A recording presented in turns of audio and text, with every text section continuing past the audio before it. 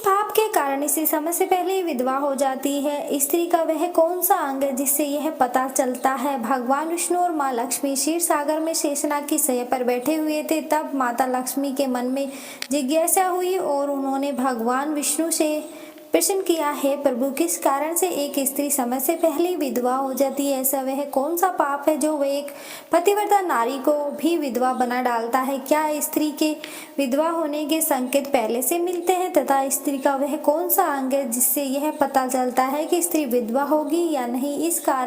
इस प्रकार से प्रश्न पूछने पर भगवान विष्णु कहते हैं, हे प्रिय, तुमने उचित ही प्रश्न किया। यह सत्य है कि कुछ स्त्रियों के भाग्य में जल्दी विधवा होना लिखा हुआ होता है, चाहे वह पतिव्रता ही क्यों ना हो, किंतु एक पाप के कारण स्त्री विधवा बनती है और स्त्री के शरीर का एक अंग उसके विधवा होने का संकेत भी देता है। भगवान विष्णु कहते हैं, हे देवी, तुम्हें इस परम गोपनीय सत्य को बताने से पहले मैं तुम्हें एक कथा सुनाता हूँ। इस कथा में तुम्हें तुम्हारे सभी प्रश्नों के उत्तर मिल जाएंगे, इसलिए तुम इस कथा को ध्यान से सुनना। दोस्तों, भगवान विष्णु ने माता लक्ष्मी को एक असत्य सुंदर कथा सुनाई। इस कथा के माध्यम से भगवान ने समस्त मानव जाति के कल्याण के लिए कई महत्वपूर्ण उपदेश दिए हैं, इसलिए आप इस कथा को पूरा अवश्य सुने। इस कथा को आधा अधूरा सुनना पाप माना जाता है। तो चलिए कथा को शुरू करते हैं। उससे पहले यदि इस चैनल पर नए हैं तो चैनल को लाइक, शेयर और सब्सक्राइब करना ना भूलें और कमेंट बॉक्स में जय श्री हरि विष्णु जरूर लिखें। तो चलिए इस महान कथा को और अग्रसर होते हैं। दोस्तों, एक समय की बात है, मध्य देश में एक अत्यंत धनवान सेठ रहा करता था। उसका एक पुत्र और 3 पुत्रियां थी। उसकी तीनों पुत्रियों का विवाह अच्छे और धनवान घराने में हो गया था, किंतु सेठ की एक पुत्री को दुर्भाग्य का सामना करना पड़ा। उसकी एक पुत्री विवाह के कुछ ही वर्षों के बाद विधवा हो गई और अत्यंत दुख में जीवन बिताने लगी। उस विधवा स्त्री का नाम था शकुंतला। शकुंतला अत्यंत सुंदर, गुणवान और पतिव्रता नारी थी, किंतु उसके भाग्य में जो अशुभ लिखा हुआ था वही उसके साथ घटित हो गया। शकुंतला के पति ने विवाह के समय केवल शकुंतला का सुंदर रूप और उसके पिता का धन संपत्ति देखी, जिस कारण से उसे भी जल्दी ही शरीर का त्याग करना पड़ा। बचपन से ही शकुंतला के शरीर के अंगों पर उसके विधवा होने के लक्षण दिखाई दे रहे थे, लेकिन किसी ने उस पर ध्यान नहीं दिया था। कन्या के पिछले जन्म के कर्मों के कारण उसे इस जन्म में विधवा होना पड़ा था। भगवान विष्णु कहते हैं, हे देवी, अब मैं तुम्हें शकुंतला की पूर्व जन्म की कहानी सुनाता हूँ, उसे तुम ध्यान से सुनो। शकुंतला का पिछले जन्म में एक ब्राह्मण के घर में जन्म हुआ था। उसका नाम था मायावती। वह ब्राह्मण राजा को अत्यंत प्रिय था, जिस कारण से ब्राह्मण का घर धन धान्य से भरा हुआ था। उसके पास बहुत सारी धन संपत्ति थी, जिससे ब्राह्मण बहुत ही उत्तम और गरिष्ठ बन गया था। वह ब्राह्मण अपनी पुत्री मायावती से बहुत प्रेम करता था, क्योंकि वह उसकी इकलौती पुत्री थी। मायावती बहुत ही सुंदर थी और पिता के लाड़ प्यार से वह बिगड़ चुकी थी। उसके पिता उसकी हर इच्छा को पूर्ण करते थे, उसे कभी किसी चीज की कमी नहीं पड़ने दी। मायावती ने अपने जीवन में कभी दुख नहीं देखा था और उसे अपने सुंदरता पर भी अत्यधिक घमंड था। फिर जब मायावती जवान हुई तो उसके पिता ने उसका विवाह कराने का सोचा, लेकिन उसकी एक शर्त थी, जो भी मायावती से विवाह करेगा वह उसके साथ उसके पिता के घर में रहेगा, अर्थात घर जमाई बनकर रहेगा।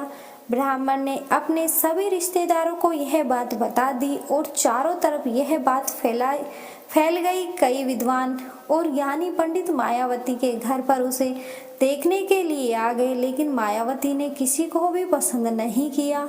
मायावती ने कई विद्वान ब्राह्मणों को अपमानित करके घर से बाहर निकलवा दिया।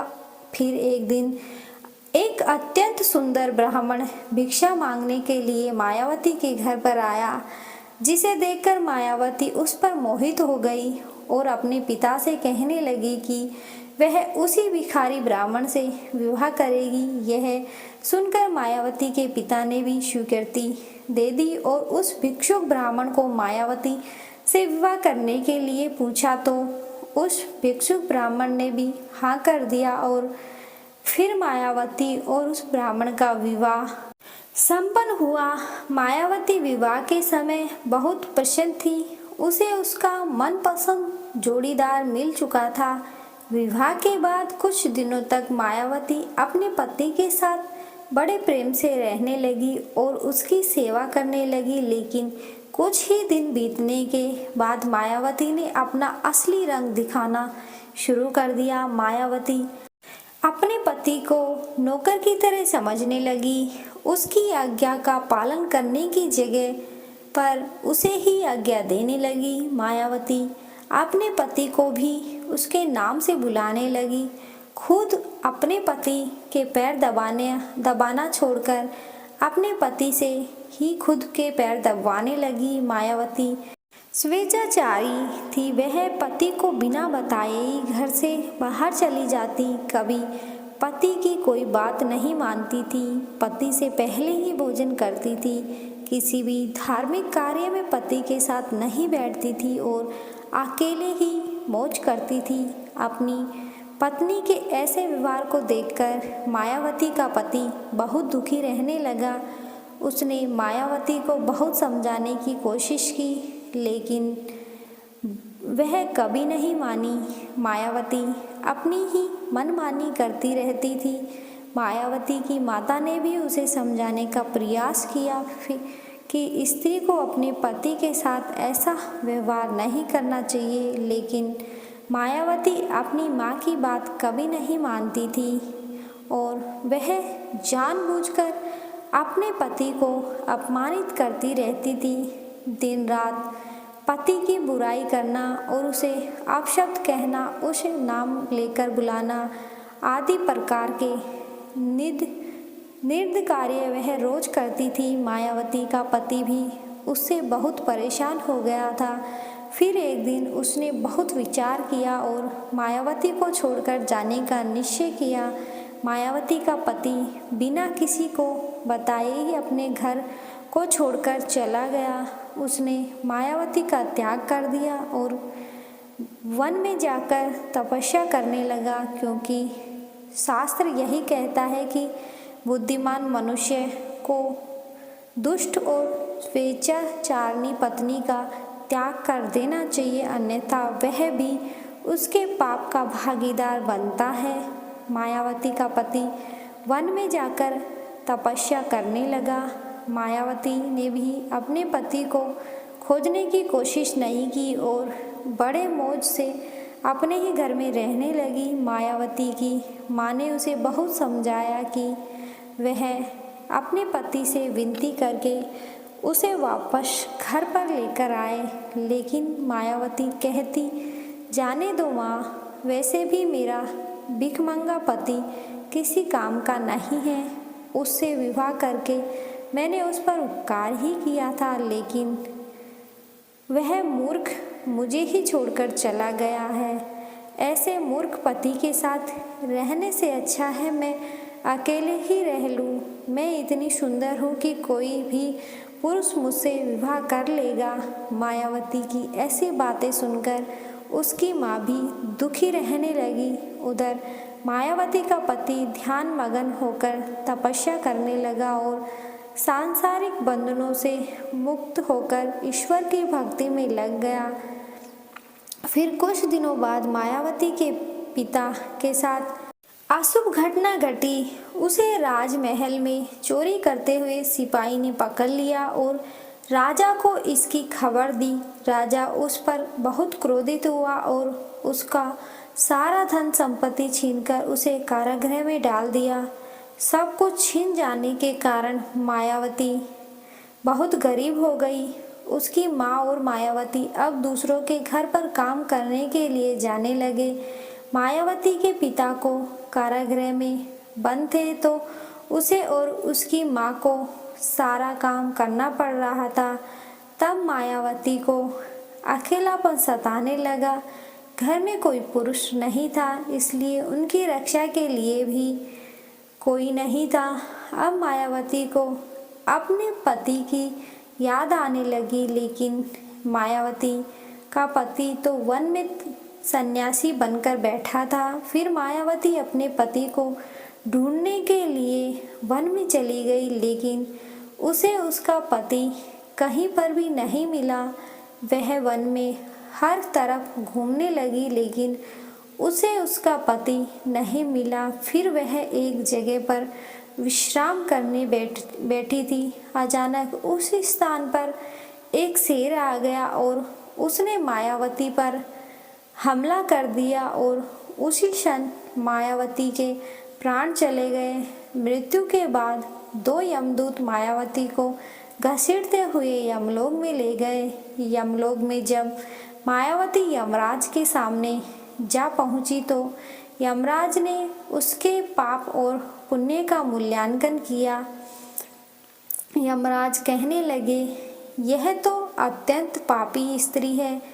इसने कभी अपने पति का सम्मान नहीं किया। इसने बार बार केवल अपने पति का अपमान ही किया है। यह उसका नाम लेकर बुलाती थी और अपने पति के साथ नौकर की तरह व्यवहार करती थी। ऐसी दुष्ट स्त्री को तो नरक में भेजना चाहिए। फिर मायावती नरक में चली गई। अनेक वर्षों तक नरक में सजा भुगतने के बाद मायावती को अपने पूर्व जन्म के कर्मों का प्रायश्चित करने के लिए फिर से मनुष्य जन्म प्राप्त हुआ। जो पाप मायावती ने किए थे उसी पाप के कारण मायावती के शरीर पर विधवा होने के लक्षण प्रकट हुए थे। भगवान विष्णु कहते हैं, हे देवी, अब मैं तुम्हें उन चिन्हों के बारे में बताता हूँ जिसे स्त्री के अंग पर ऐसे चिन्ह प्रकट होते हैं वह स्त्री समय से पहले ही विधवा होती है। भगवान विष्णु कहते हैं, हे देवी, मध्य माया तु दृग्याय भाया हानि विनिद्रते अनामिका हस्तवा विवेद्य तवे धात पर धागद विधवा पुलिन स्यात् समपानी सुबा नारी प्रथपानी दुर्भगा। इस श्लोक में भगवान विष्णु ने विधवा स्त्री के लक्षण बताए हैं। यदि किसी स्त्री के पैर पसीने से रहित हो, उस पर नसें दिखाई ना देती हो, उनके पैर चिकने तथा कोमल हो तो वह स्त्री सुख भोगने वाली तथा ऐश्वर्यशालिनी होती है। यदि स्त्री के पैर का अंगूठा लंबा हो तो वह स्त्री पतिव्रता एवं ऐश्वर्यशालिनी होती है। यदि स्त्री के पैरों के अंगूठे पर नसें दिखाई देती है तो वह दुर्भाग्य के से युक्त व्यभिचारिणी होती है। बहुत छोटे अंगूठे वाली स्त्री कलेश करने वाली और दुख भोगने वाली होती है। अंगूठा यदि छपको तो उस स्त्री को गर्भ धारण क्षमता में दुर्लभ होता है। यदि किसी स्त्री के पैर की तर्जनी उंगली अंगूठे से भी बड़ी हो तो वह स्वेच्छा कामचारिणी अतः अनेक पुरुषों से संबंध बनाने वाली है। यदि किसी स्त्री के पैर की अंगुलियां परस्पर मिली हुई हो तो एक दूसरे के नजदीक हो, उंगलियां गोल एवं सीधी हो और नाखून पतले और छोटे हो तो वह ऐश्वर्यशालिनी होती है और ससुराल में सुख भोग है।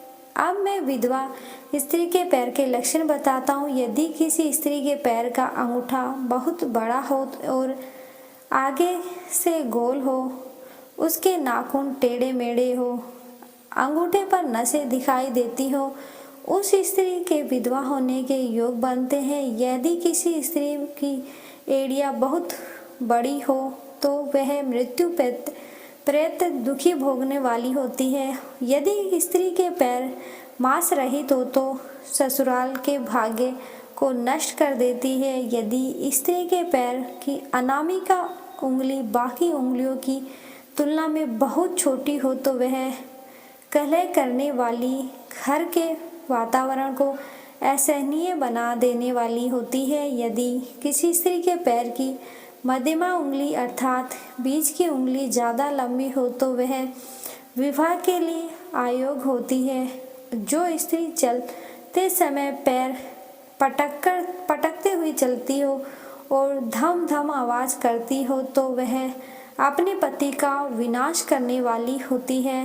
भगवान विष्णु कहते हैं, हे देवी, इन्हीं लक्षणों के कारण शकुंतला समय से पहले विधवा हुई थी। पिछले जन्म में कर्मों के कारण ही स्त्री के विधवा होने के योग बनते हैं। जो स्त्री अपने पति का अपमान करती है, उसका नाम लेकर बुलाती है तथा उसके भोजन करने से पहले ही भोजन करती है, तो वह स्त्री निश्चित ही समय से पहले विधवा होती है। एक पतिव्रता स्त्री कभी अपने पति का अपमान नहीं करती, कभी उसे नाम लेकर नहीं बुलाती और सदैव पति से एक निष्ठ रहकर उसकी इच्छा के अनुसार चलती है। उस स्त्री की कभी दुर्गति नहीं होती, वह मृत्यु के पश्चात में मेरे लोक को प्राप्त होती है। तो दोस्तों, इस प्रकार से भगवान विष्णु ने माँ लक्ष्मी को अत्यंत महत्वपूर्ण कथा सुनाई है। तो दोस्तों, आशा करते हैं कि आपको यह कथा अच्छी लगी होगी। अगर अच्छी लगी तो वीडियो को लाइक और चैनल को सब्सक्राइब जरूर कीजिएगा। धन्यवाद।